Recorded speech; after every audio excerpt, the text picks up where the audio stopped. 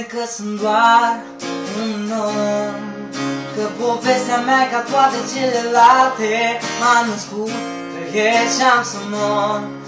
Și voi fi judecat tu cu fapte, dar sigur am drumul meu. Nu am niciun semn de întrebare, câteodată mi-e greu să fiu eu, dar nu vreau să fiu un oarecare. Vreau să cânt, să visez și să râd, să nu uit să mă joc câteodată. Și atunci când în lume voi pleca, să nu uit să mă întorc acasă. Vreau să cânt, să visez și să râd, să nu uit să mă joc câteodată.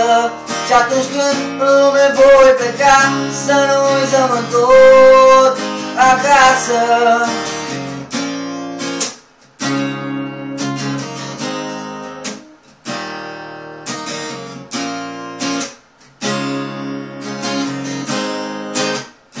Și atâta timp cât mai respir, vreau să mai fiu copil, vreau să mă bucur de viață, că nu se știe când mai vin. Vreau să beau cât se cuvine, să stau cu cine vine, să-mi iubesc prietenii cum mă iubesc pe mine.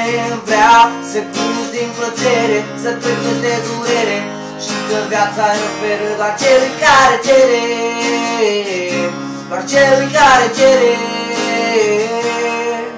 Și-mi vine câteodată să plec, să o las bată de tot, dar atunci îmi amintesc că în viață nu există nu pot. Vreau să cânt, să visez și să râd, să nu uit să mă joc câteodată. Și atunci când în lume voi pleca, să nu uit să mă întorc acasă. Vreau să cânt, să visez și să râd, să nu uit să mă joc câteodată.